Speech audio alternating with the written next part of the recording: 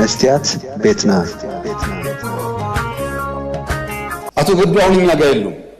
جن كرالاتشو سلام كم يتصنحكم كبرات تخطاتلتي مستيات بيتنا عبتي أزرارا بخوين زغاني وعلو بيت مخري إيطوبيا أبي أحمد نهزب تقراي حاليو مس هقدف كم استقراج أو مسكر كخونني خئليو نزبالو أقدمو منستر وصا قدايات إيطوبيا زنبرة نقدو أندارقاتشو سمو بمتقاس نمعتبو كمسكر صاوعي تقريبو لنيرو أبي أحمد نقدو ناب أسمرا حنساب طرح زيكونه بتدقاقامي كمزل أخويو أبي بايتو حقرو تزاريبو أتو قدو عوني قايلو جن كرالاتشو هلينا اللاتشو زاري بيدبكو بتاريخ السيوطال لمن قداهي نتنقاقرو الساتشو مياقالو شعبيا مياقال إنيام ناقال كمزغ سمعوات سنحكم أبي نقدو أندارقاتشو نتحكي أو تأيا النابلة يمحصون الله قدوون نزيز أوعد سميعو ملسي هيبو الله كابز قاتلنا نتي بصحف ملكع زرقحو ملسي كمزلوو كنقربوينا نخبور قدم منستر أبي أحمد كاب قدو أندارقاتشو إذا صحف نتي سمينا العلكا أبي بايتو إيطوبيا استزارب كايو قداي زملكاتيو بعد 3 لكاتيت كل تشحن 26 أبي بيت مخر قريبكا أبي زسمع كايو زربا بزعباتي مس إيرترا زقات أما زي مرددأن مبقسيون زملكات سمايا العيلكا قال خبل تصاوعيت كم زقرب كالي سبات نزل أخولي قرات فيديو رئي كجنزب كي إلى اللخو أنا خا نتزفل تحكي كي وسخكو كي يقدولكو نخزارب نتسخاز بالكايو سميعي قال خبل تقديد اللخو بوغناي أب كم زبالة نايرتران نا إيطوبيان قداي رئيتو ناي مهابدليت أين برنن مخنياتو ركب نايزن كلتا أحوات هاقرات بتنقاقن بحلفنتاو زخونا أقبابن كتحاز ألووز بالأمنات سلازلني نتزفلطو بمسلني نخيزارب وسينا نيرا مجم كوينات تقراي دحرمو لعو كسابت خوينات بوعل بريتوريا دوزبل سراويت إيرترا أبقون سراويت مكرخال إيطوبيا زي تسلفلو أوان أين برن كالي إترف حيلتات تقراي أب كرمتنا كل تشحن عسران ناب كل الأمحرة أب زاءتولو سراويت إيرترا كساب دبر تابور متيوم كم ستواقعو نذكر إينا سراويت إيرتران حيلتات مكلخال إيطوبيان بحبار كوينوم كقالسو دحر مصنحهم بمسرتو على بريتوريا ناي تخصي دوم بالسممع مستفر مئم تفلاليهم كساب شعوغن نيحان تهاجر سراويت كساب زمسلو بحادي امنيرم اتزنبرا فللي كالايزور كوينات تزازيمو كوينات هدئ أبزبللو مرحت سراويت إيطوبيا بمعارك كنسنسون كلو اتومنا إيرترا تمساسالي هياب سلازي توهبهم طرحيو دحرز خلو لومي نهزبتات إيطوبيان إيرتران يغري تاخد حتتيخا إلنا تتصبخو نتو قداي الزابعخا كتقربو مسرأخو عبتلع الكايزة لخار استياتو كيرا طرح قال خبل مريت اللخو نحالتات تقراي وسيخكا أبكينات تقراي بزستساتفو أكالات بزوردة طفقات نهزب تقراي مئمانو كساب زتقم غيرو زتشفلقو ينيرو أبزو قداي حدا أكالي تحتاتي أنا كابدم نزائل كام زراب كابني حقي بوليتيكان مورالن تحتات النت أين ناقفن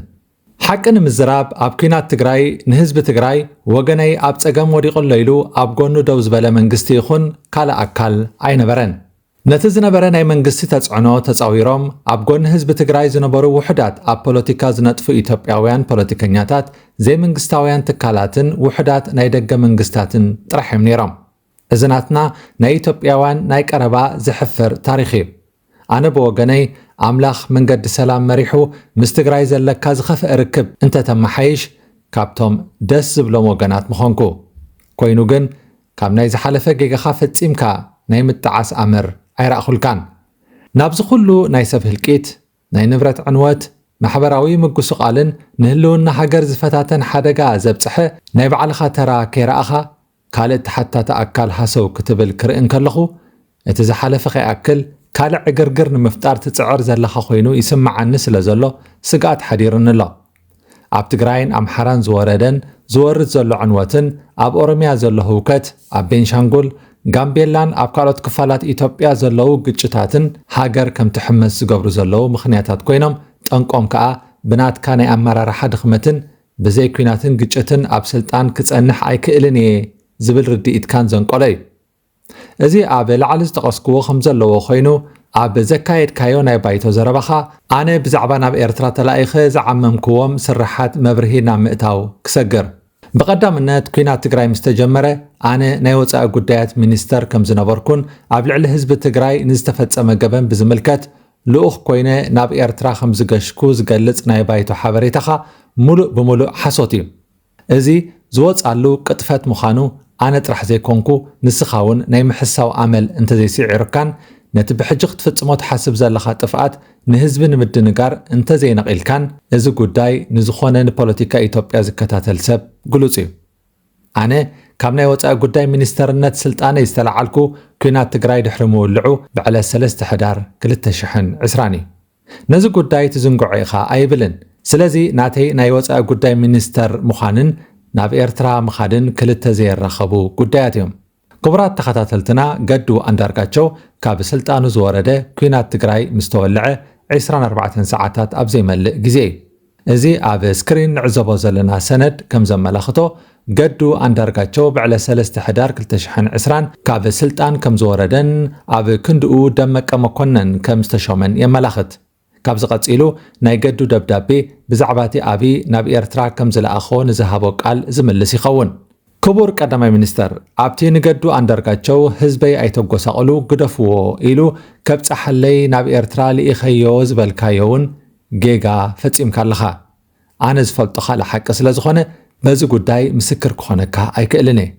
ከማኻ ምስ ሓቂ ዝተጻልአ ካልእ ሰብ ምድላይ ይሕሸካ። ኣነ ብዛዕባ ትግራይ ዘለካ ኣረኣእያ ክዛረብ እንተደሊኻ ኣነ ዝፈልጦ ሓቂ ካብቲ ንስኻ ዝበልካዮ ኣጸቢቑ ዝተፈለየ እዩ። ንዓይ ዝበልካኒ ከዘኻኽረካ ብናይ 3 ቀነ ኩናት ንሕወሓት ጸራሪግና ናብ መቐለ ኣቲና ንዝብል ናይ ሓጎስ ዜና ንምብሳር ኣብ ዝተዳለወ ናይ ኣፈጸምቲ ስራሕ ኣኼባ ኣብ እዋን ግምገማ ሓደ ሓሳብ ኣልዒለ ነይረ። ሽዑ ኣብ ዝቐረበ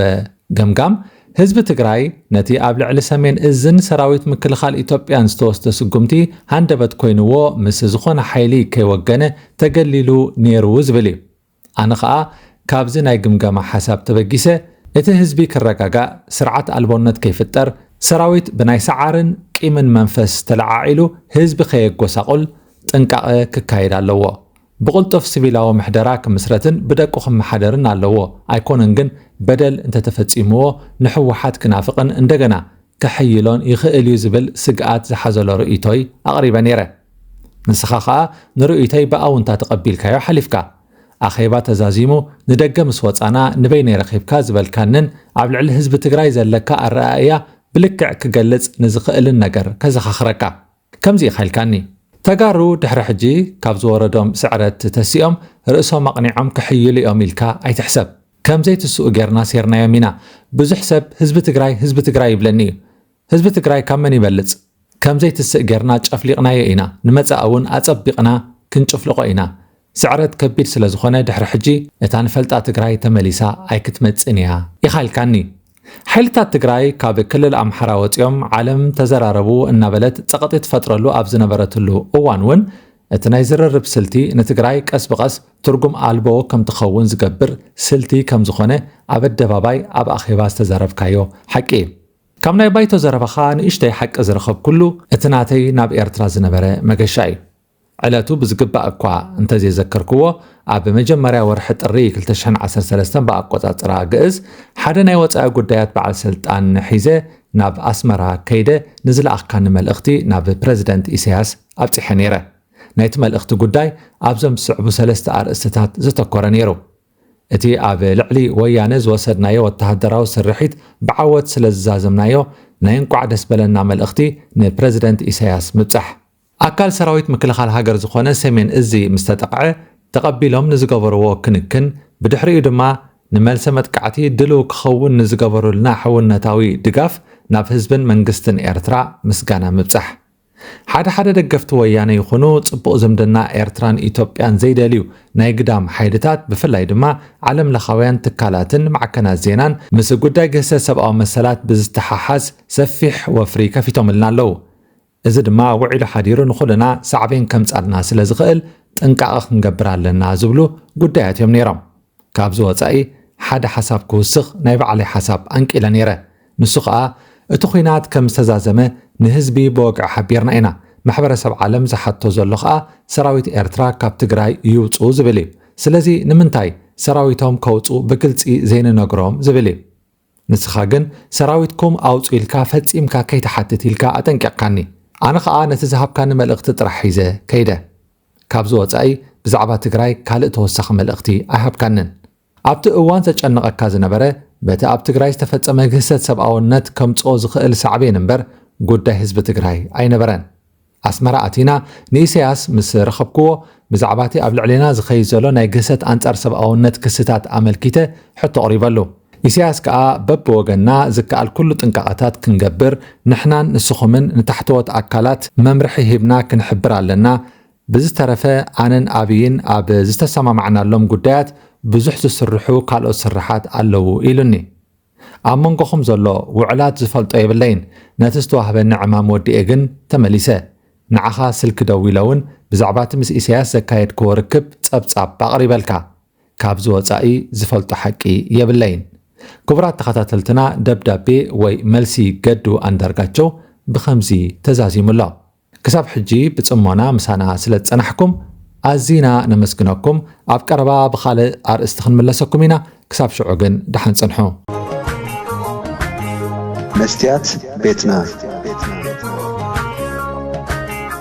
መስትያት ቤትና ንሐቀኛ ምስሊ ኤርትራ ንምንጽብራቕ